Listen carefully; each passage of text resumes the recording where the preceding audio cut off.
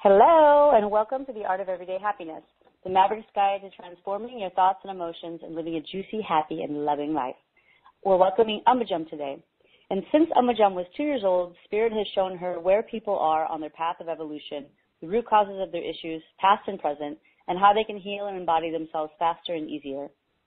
Umbajum is a guide that helps people understand, process, and embody their awakening journey into their true and authentic selves. She sees the countless ways their true essence is awakening and the details of how it's impacting and changing their world and relationships.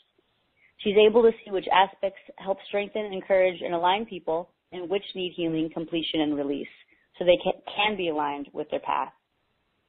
Umbajum teaches people how to connect with their true essence, navigate themselves through their inner and outer life changes with more ease, peace, self-love, and freedom. She resides in the San Francisco Bay Area and has been helping people throughout the world for over 19 years by doing group healings, personal sessions, either in person or on the phone.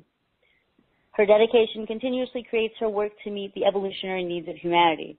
She works with businesses, groups, individuals, couples, families, children, and animals.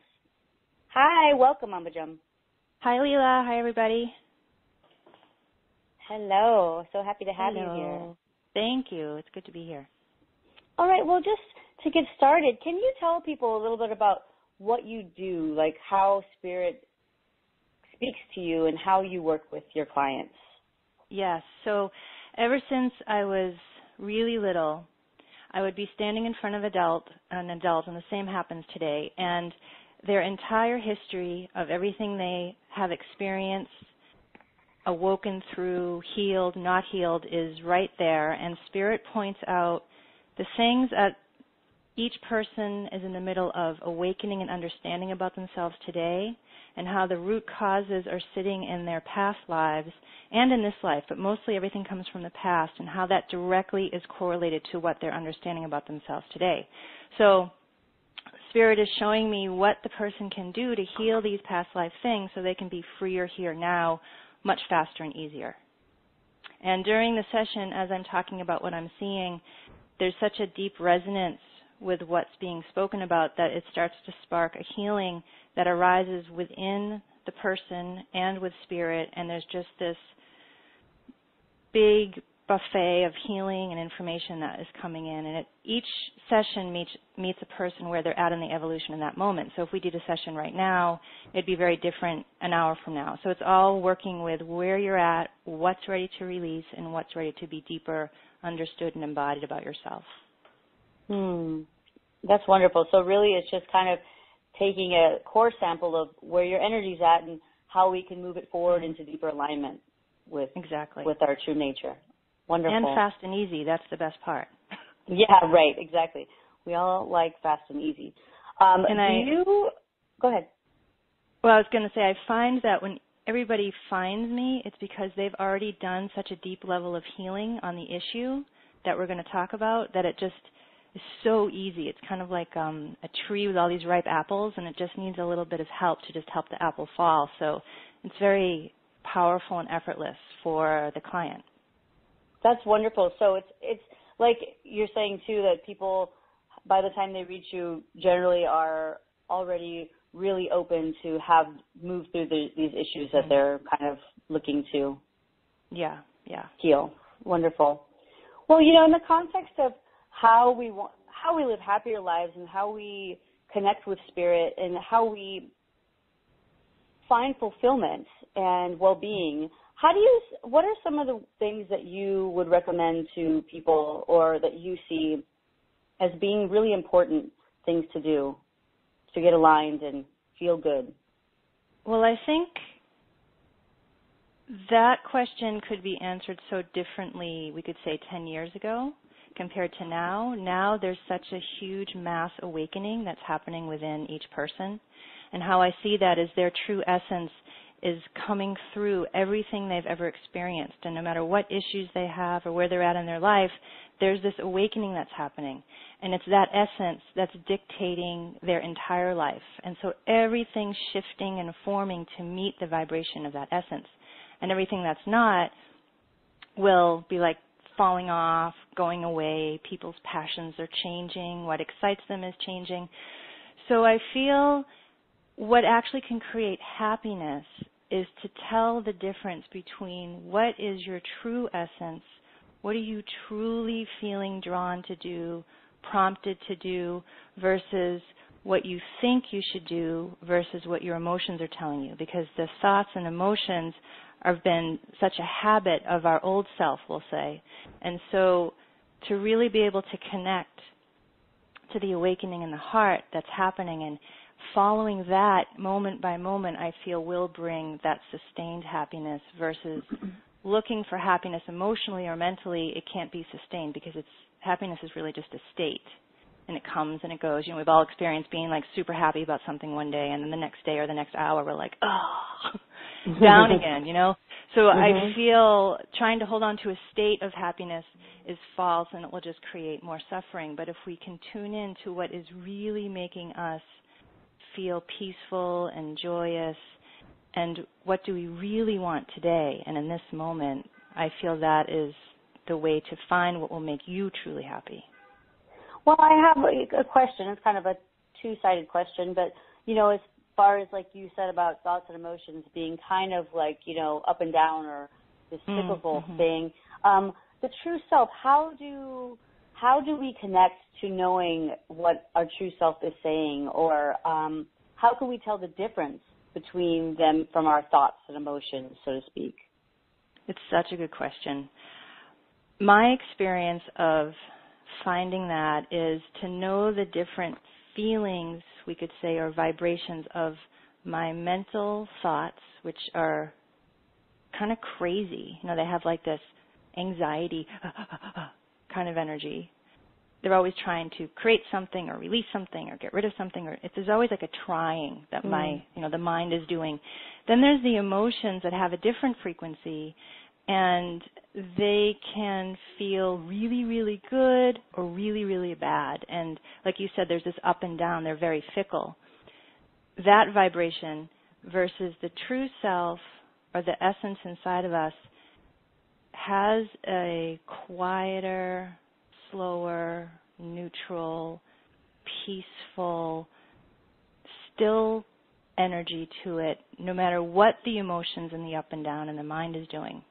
And it can take a lot of practice to find that stillness inside, because we're so used to being so affected by, you know, our life and our relationships and our mind and our thoughts. But underneath it all, even when all of that's happening, there's this quiet, neutral, almost like a soft joy that's always underneath everything. And my experience of how to find that, I had experience when I moved to New York years ago in Manhattan, and I had this idea that I was going to start my business and blah, blah, blah. But what actually happened is that's when the rug got pulled out from underneath my ego, we could say, and there was nothing but that stillness. And I was freaked out because there was no desire to make money, to work, nothing. And I had to learn, it took me about 3 weeks to learn what was actually happening to me was, I think something in my ego is gone, and there's this louder kind of stillness going on. So I had to learn how to navigate and listen to that. And that process took about 8 months, but it really taught me the difference between no matter what's happening, you know, during my freak out in New York, that peace was there no matter what. And that was quite astonishing to me because I had never felt that before. You know, I was so connected or identified with my brain or my mind, we could say, and my emotions, that's what led my entire life. I made all my choices from there. And then this whole other thing happened where there's this stillness, and I was like, what if I made decisions from here? And it totally changed my life. And so it's like a constant everyday practice of, you know, what's my desire, wants, fears saying versus what is my essence saying. Wow, so it's really getting in touch with that, that stillness within us. That is like you said, that kind of subterranean pleasantness or joy that is kind of running throughout our lives despite the good or bad events. Go ahead. No, I just, I'm curious about, how you got to it, like how it just kind of it just kind of surfaced on a bigger way. And how would you help others? How would you help your listeners to connect more into that still place, so they can anchor themselves there and, like you said, make decisions from their authentic self? Well, that part's kind of a twofold question. In the sessions, each person works very, very, very differently. Some people are very naturally more mentally oriented. Some people are more naturally emotionally oriented. Some people feel and sense with their entire being. Some people hear. Some people really feel their intuition differently. So each person has a very different way of connecting, which is what I'm shown, how to say to someone, okay, this is how you connect to yourself. So that's much more defined in a session. But overall, what I find is to be really quiet in the beginning, because we're so used to being, a little crazy, right? So to just quiet yourself, and if you can't be in a situation where you can close your eyes, it's kind of bringing your awareness in this surrender, dropping into your body place. And it's like you just let it settle and settle and settle. And you're looking for, where is that peace? Or where is that knowing? Or where is my intuition? Where is that sense of a bottom that I can sit on? And it's a quieting of everything and allowing that. It's kind of like a feather. You just allow that feather to just drop and to find its own spot of peace in that moment. So because we're ever changing every day, it's so important to really know yourself, and that, it takes time and practice. And Spirit was saying the other day that we have come for so long in this, experience of feeling like the answers are out there, they're outside of ourselves, that we're just starting to recognize, oh, no, wait, they're inside. And Spirit was saying how we really need to give ourselves patience and some time to kind of, quote, figure this out, because it's been such a habit of going out and out and out, but now it's time to go in and in and in. And it's so empowering and so powerful to, start that journey. So really, when I was listening to you, you were just talking about how to really just let yourself think and get quiet, and so we can connect to that quieter stillness, and that we have to give ourselves a little time here, because we've been in such an outward reaching position, so to speak, that we're having to relearn how to reach in for access, guidance, and whatnot.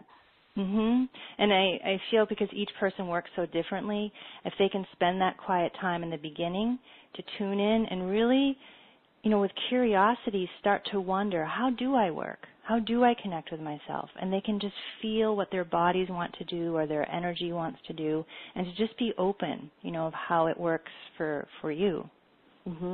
So even simple dialoguing or questions, would that be something that people can do to kind of see what's going on and where they're at? Sure. Okay. Well, I have a question about this. It's on our best days, it's wonderful when we can quiet down and really get down to that deep place that I always call it the underwater place of ourselves. But what happens, when we are having a really difficult time and the waves of our mind are just going crazy, and it's really hard to get quiet and centered?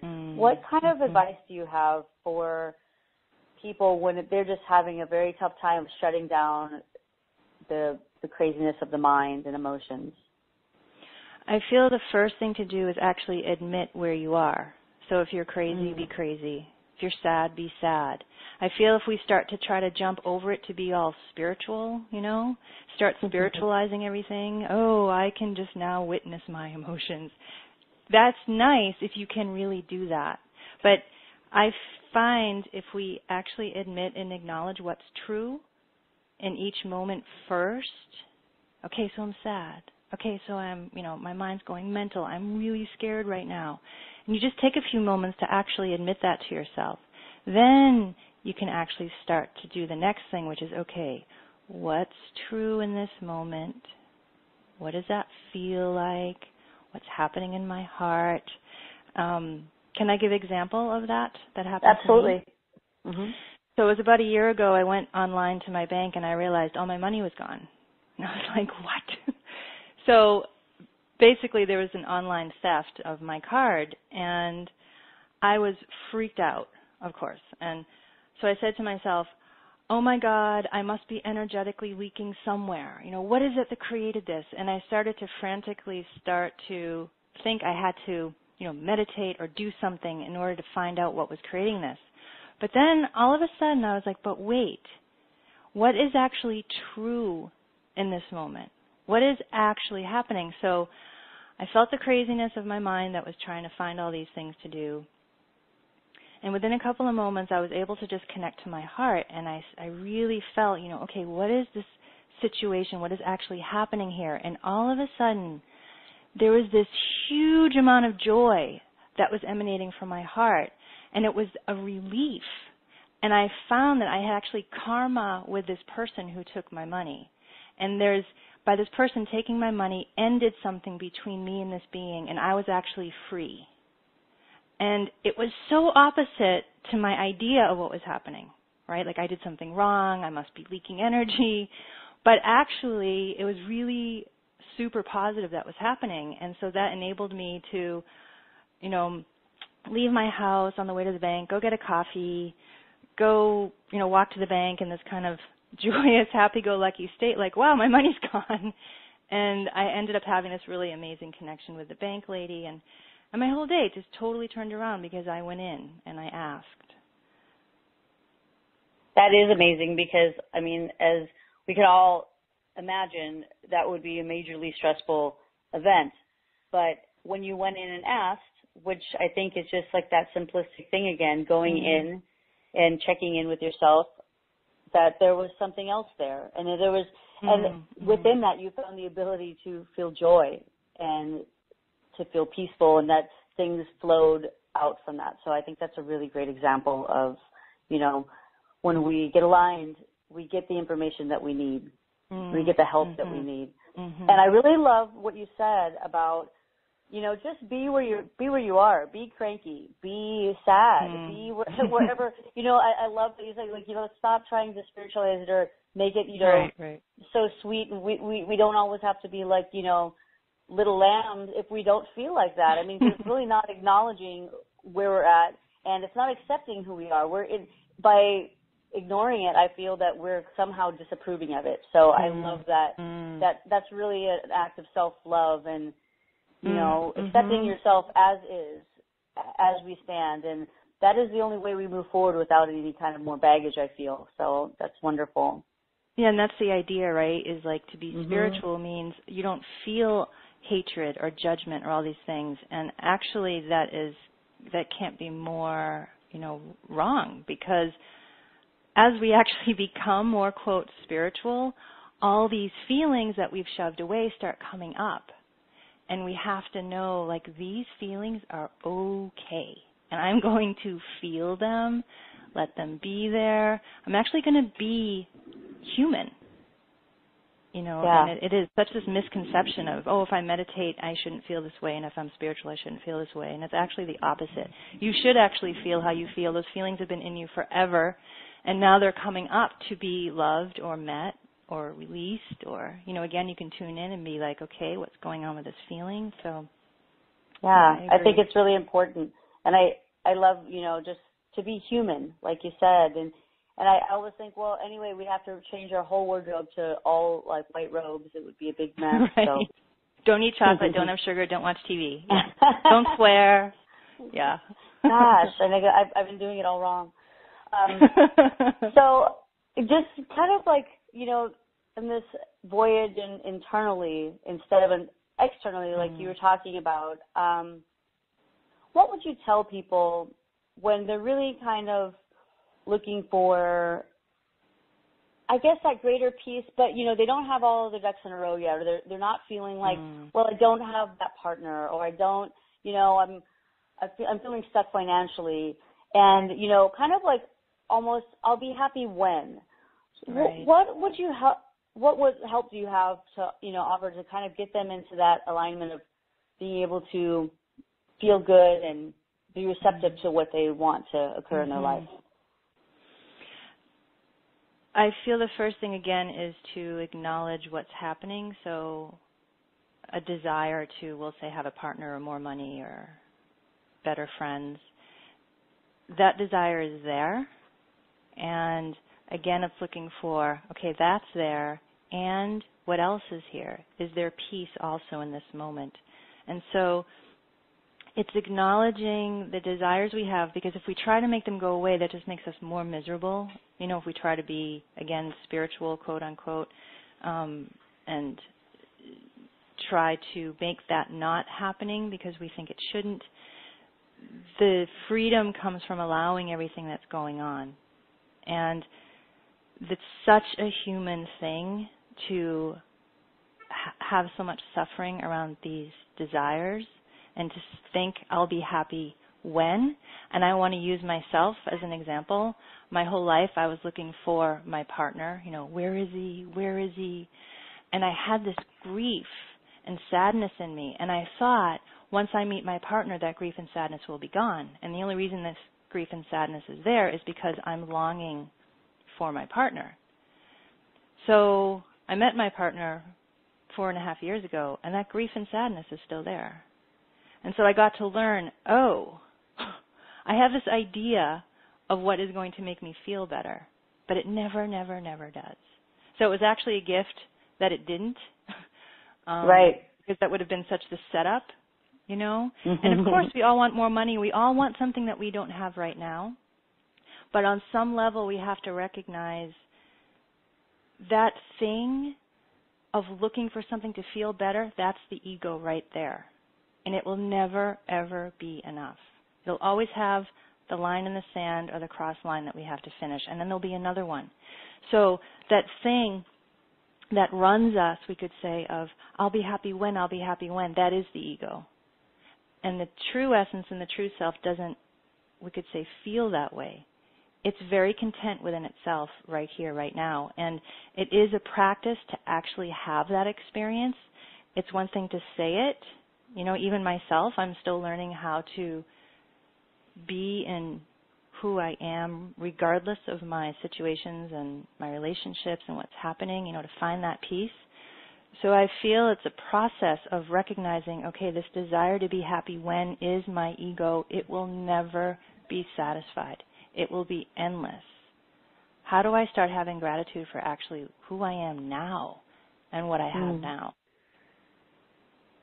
Yes, I think that's so important and such a powerful lesson that, you know, that sadness, that longing that you had for your partner didn't go away when he arrived. Nope, had nothing to do with it at all. With them, which I think is just brilliant, because we always think, well, when I get that, I will just be so happy, you know, everything will turn rainbows.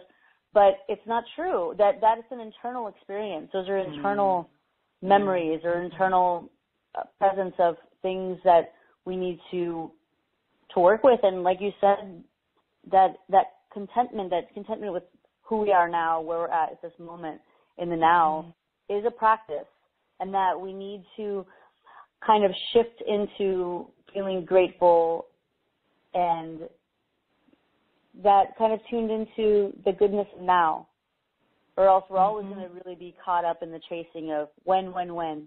Right. I think that's a really great point. Yeah, and recognizing the when will never be enough, because it's constant. Yeah. You know? And I think we can all have the experience, or we've all had the experience of when we actually do get something that we've wanted, we're still not satisfied, because all of a sudden there's something else that starts peeking up, right? It's just, it's insane, really. It's insanity to chase that, you know, that carrot that'll just keep us going. And you know, what I'm getting to share right now is as long as we are chasing that carrot, we are distracting ourselves from what is here now. That constant distraction. I will be doing a series of group healings, and you'll be able to choose the one that you like. And again, all the details will be on that page. And how the group healings work is I don't choose the topic, and I don't choose when they are. Spirit does that. So how it feels for me is I'll get like almost like this little tap on my shoulder of, okay, it's time now, and here are the topics that we're going to do healing with. And when we come together as a group, it's so much, it opens this whole other piece of us that when we're all together, and it magnifies the true self, it amplifies healing energies, and everything's able to go very, very deep, very, very fast, and just accelerate and move all of this stuff. And when we come together as that group, each person is going through a very similar theme in their life and similar issues that are like the apple on the tree that are just ready to drop. And so it's a very profound experience, and I get a lot of feedback from people saying they thought they were the only one experiencing this thing, that they were going through, and they felt so, good knowing they weren't the only one. And so how the healing works is it's an hour healing, and it's done by conference call, so we all meet on the phone. And as the healing is happening, I'm narrating what's going on. And after the hour, I'll announce that that piece of the healing is complete, and then we move into a half an hour phone sharing where people can ask questions for little mini readings and things like that. So it's a very full experience.